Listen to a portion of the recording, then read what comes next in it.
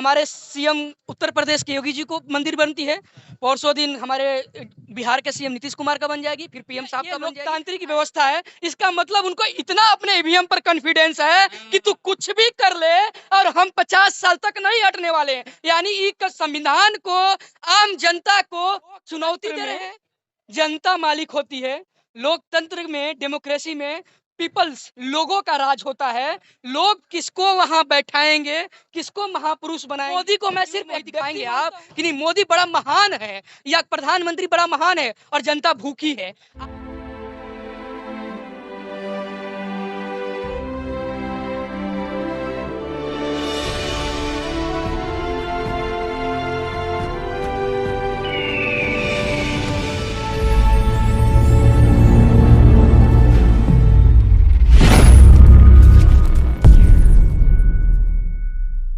इसके अलावा अपने स्कूल टाइम से ही अलग अलग एनजीओ, ट्रस्ट और इंडिविजुअल भी स्लम्स के लिए, वंचितों के लिए मैंने अपना समय दिया है।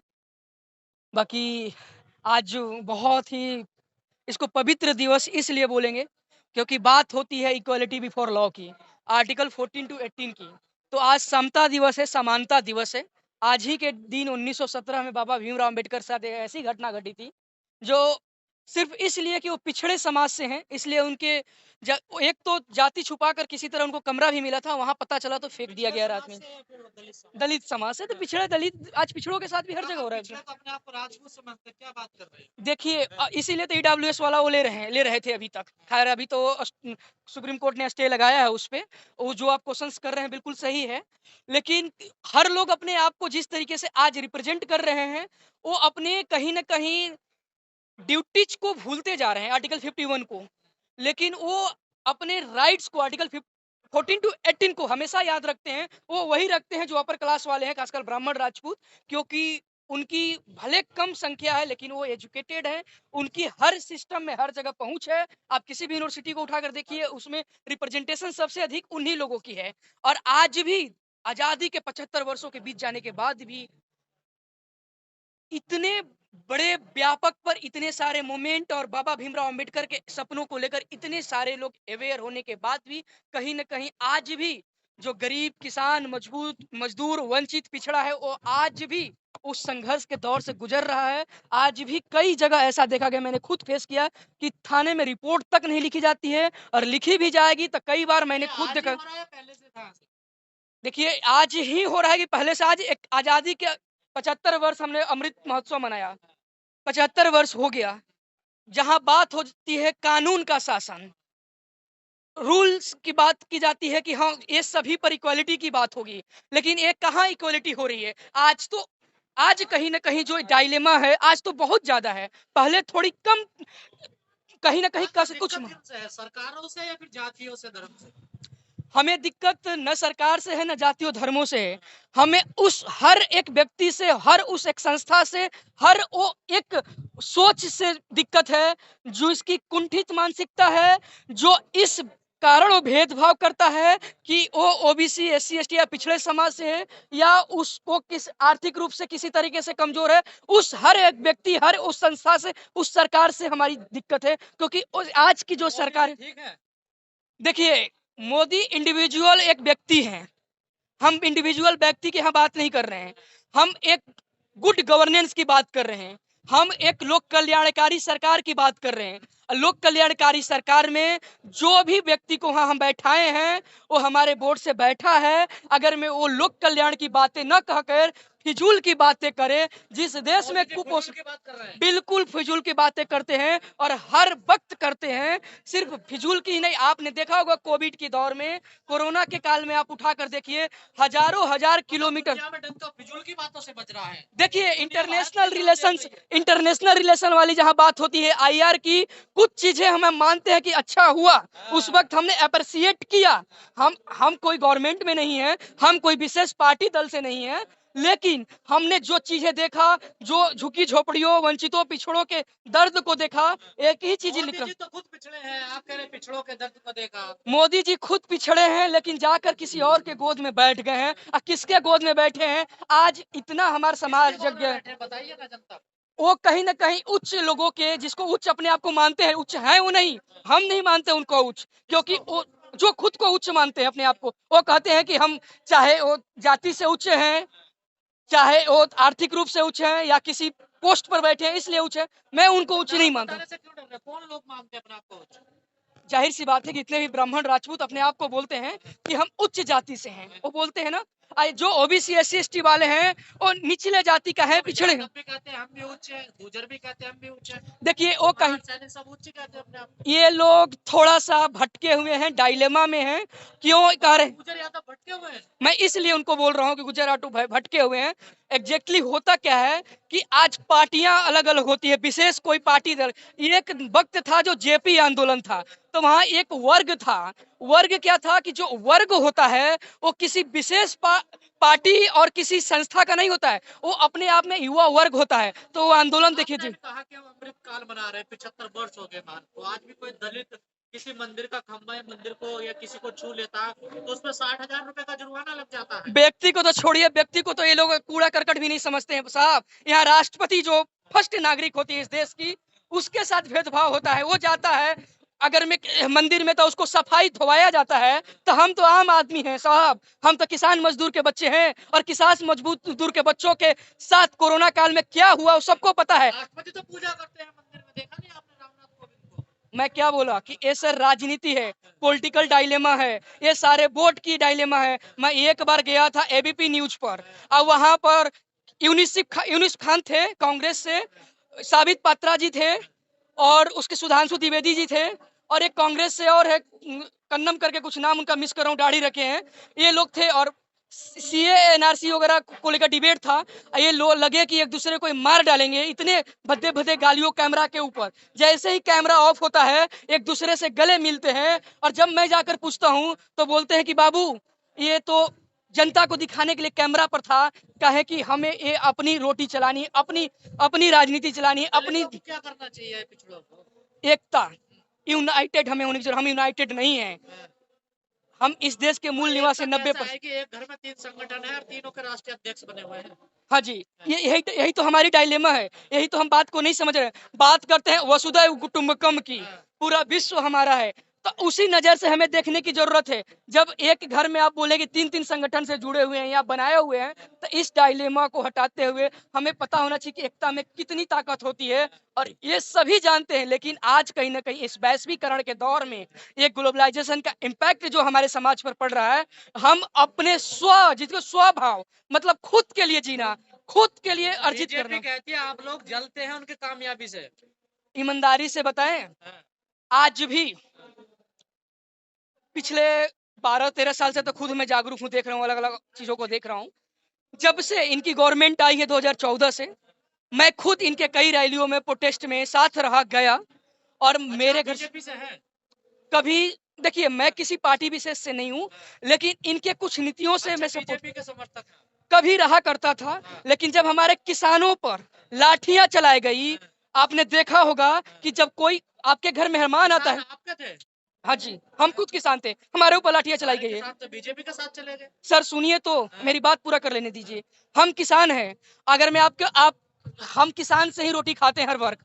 अरे हमारे ऊपर आप आते हैं, और जब आपके घर जाता हूं तो लाठियों से बौछार करते हैं, और उन्हीं के बेटों से। क्योंकि आपको पता होगा कोई ब्यूरोक्रेट का, कॉर्पोरेट का, पॉलिटिशियंस का बच्चे नहीं जाते हैं आर्मी में जब किसानों या के साथ पुलिस में। इतना बुरा हुआ तो फिर किसान साथ क्यों चले गए बीजेपी के?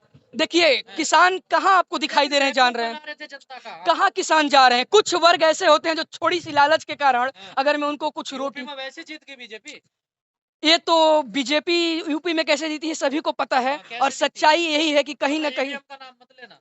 ईवीएम का मैं नाम नहीं लेता हूँ, दिल्ली विश्वविद्यालय से पोस्ट ग्रेजुएटेड हूँ, इस बात को समझता हूँ। लेकिन कहीं ना कहीं जहाँ धर्म की बात होती है, और हर बात पर हिंदू मुस्लिम आप बात करेंगे, तो कहीं ना कहीं मतलब आप बहुजनों की बात कर रहे हैं, वो धर्म की भी बात ना करें। वाह जी वाह, ये कैसा दौरा रवैया। देखिए हम बहुजनों की बात कर रहे हैं क्योंकि बहुजन वर्षों से शोषित रहा है।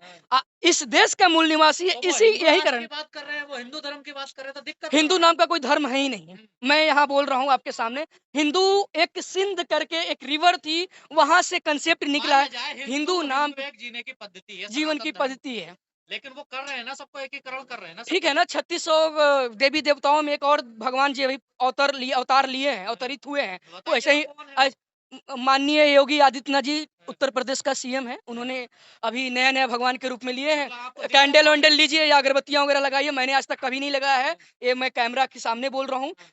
मैं दिल से हर धर्म को मानता हूँ, हर इंसान को मानता हूँ, लेकिन सबसे बड़ा मेरा धर्म है मानवता। दिक्कत क्यों हो रही है? योगी जी का मंदिर बन गया था। दिक्कत क्यों हो रही है? हाँ। कल हमारे सीएम उत्तर प्रदेश के योगी जी को मंदिर बनती है, परसों दिन हमारे बिहार के सीएम नीतीश कुमार का बन जाएगी, फिर पीएम साहब का बन जाएगी। ऐसे मूर्तियों में हम जब खेलते रहेंगे तो जो हमारा मूलभूत आवश्यकताएं हैं, रोजी रोटी कपड़ा मकान, वो आज कोविड के दौर में एनसीआरबी का आंकड़े उठाकर देख लीजिए सर, नेशनल क्राइम रिकॉर्ड आपको ब्यूरो का। लगता है देश की जनता को रोटी कपड़ा मकान चाहिए?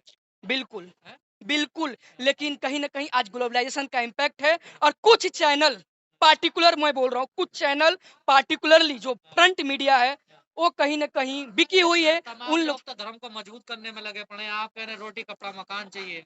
कह रहे हैं पहले धर्म को मजबूत कर लो, रोटी कपड़ा मकान तो बाद में ले लेंगे। चलिए आपको मैं घर पर ले चलता हूँ और रूम में बंद कर देता हूँ, दिन भर पूजे-वूजे कीजिएगा। आप 2-4 दिन ऐसे रहिएगा, 5 दिन, उसके बाद आपको एहसास होगा कि आपको रोटी की ज़रूरत है कि धर्म की ज़रूरत है। पहले रोटी की ज़रूरत तो ये होती। झंडा कौन उठा रहे हैं ये लोग जो ये शोभा लोग यात्रा निकालते हैं? ये लोग हाँ। सबसे पहले तो अज्ञानी ये हैं। रोटी नहीं खाते क्या? ये सबसे पहले अज्ञानी है। रोटी खाते हैं, हाँ।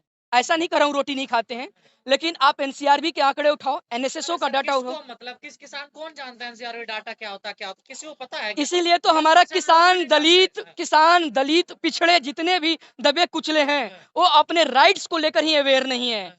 वो सिर्फ अपने हर साल ड्यूटी। देश का बजट आता है, कितने लोगों को पता क्या होता है बजट? आपको बजट आप किसी को बजट की कुछ बात कर पता रहे हैं ही तो नहीं है। सबसे बड़ा योगदान किसानों की होती है। कोविड के दौर में सभी देशों की जब आर्थिक स्थितियां रसातल में मिल रही थी, बजट बिगड़ रही थी, जब नेगेटिव में चली गई थी, फिर भी हमारा स्टेबिलिटी थी तो बदौलत किसानों अरे की। किसान तो खुश है ना सब, आपको क्यों इतने कहाँ परेशान आपको हो रहे खुश हैं? फिर किसान खुश है तो ये आत्महत्या कौन कर रहा है? हाँ। आज युवा वर्ग, हर युवाओं को देखिए आप, अभी प्रयागराज में 2 दिन पहले युवा बेरोजगारी को लेकर भी लोग आत्महत्या कर रहे हैं। बिल्कुल मकसद आखिर सड़कों पे कौन है? कितने बेरोजगार हैं बताओ ना जरा? सड़कों पर कितने बेरोजगार हैं? हाँ, कितना विरोध कर रहे हैं मोदी जी का? विरोध कब मैंने बोला किसी पार्टिकुलर व्यक्ति विशेष की नहीं हो रही है, वो सिस्टम की हो रही है। सिस्टम में 2 करोड़ कौन चला रहा है? 2 करोड़ जॉब पर हर साल देने की बात हुई थी। हाँ, क्या आपको किसने करी थी ये बात? हमारे प्राइम मिनिस्टर साहब ने किया हाँ, था। तो आगे ना व्यक्ति भाई। हैं? प्राइम मिनिस्टर कोई व्यक्ति नहीं होता है, वो कॉन्स्टिट्यूशनल बॉडी है सर। व्यक्ति पार्टिकुलर नहीं होता, आज वो है कल हट जाएंगे, कल कोई और होगा। कल आप सवाल पूछ रहे हैं, कल आप हो सकते हैं। 50 साल भूल जाइए वो हटने वाले नहीं।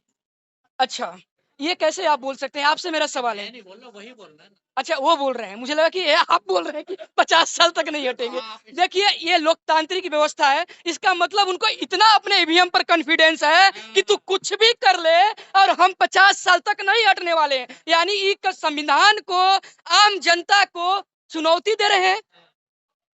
हर अपने मतदाता पे भरोसा, अपने काम पे भरोसा उनको। कौन से काम किए हैं मुझे अब बताइए। हम जैसे युवा, आप जाकर आंकड़े उठाइए, आत्महत्या युवाएं कर रहे हैं और कितने सारे जॉब क्रिएशंस हुआ है।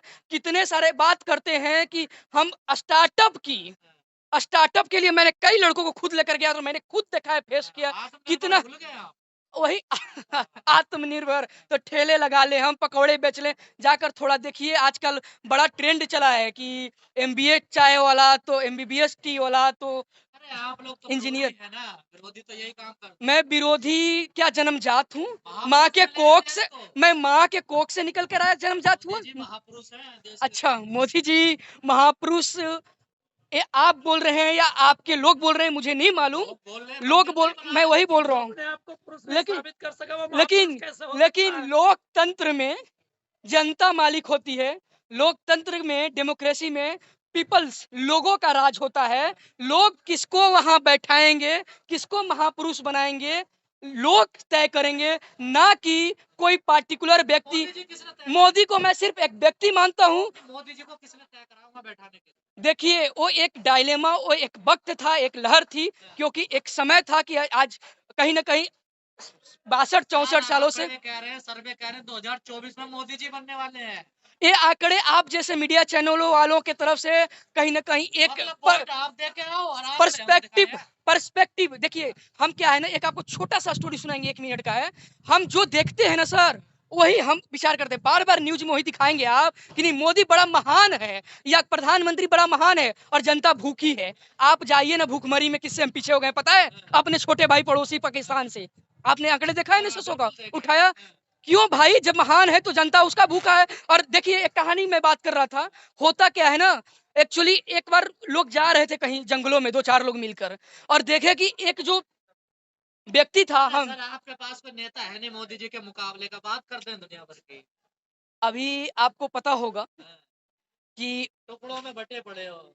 देखिए मैं बता रहा हूँ वही वसुधैव मोदी जी कुटुंबकम। के टक्कर का नेता बताइए, प्रधानमंत्री उम्मीदवार बताइए तो इसका। हमारे देश में पार्टिकुलरली देखा जाए, एक अगर में हम भाई भतीजावाद नेपोटिज्म को छोड़ दें, नेपोटिज्म हमारे देश किसकी में, तरफ इशारा, कांग्रेस की तरफ?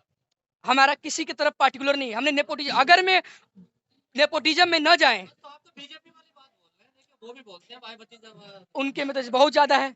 हर जगह हर पार्टियों में आपने देखा होगा, 2014 का उठा लीजिए या 2019 का उठा लीजिए लोकसभा का, जिस तरीके से बीजेपी टक्कर दे रही थी उसी तरीके से कांग्रेस ने भी भाई भतीजावाद में टक्कर दी है। आप आंकड़े उठाइए, आंकड़ों पर बात कीजिए, मैं आंकड़ों पर बात कर रहा हूँ। कांग्रेस को मानते हैं टक्कर? मैं पार्टिकुलर बोला, किसी विशेष पार्टी आम से। नेता का नाम नहीं बता पाए, हमने कैसे क्या जनता बोला? वोट देगी आपको? हमने क्या बोला?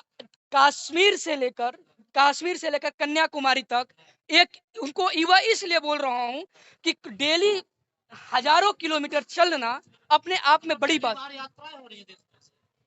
इतना लंबी तो पहली बार हो रही है हमारे इतिहास, जितना हमें इतिहास की जानकारी है, इतना 5 महीने का 150 दिनों का मुझे नहीं लगता कि इतनी बड़ी लंबी यात्रा कहीं हुई होगी, चाहे वो गांधी इराक उठा लीजिए। यात्रा है या राहुल गांधी को लॉन्च कर रहे हो आप लोग?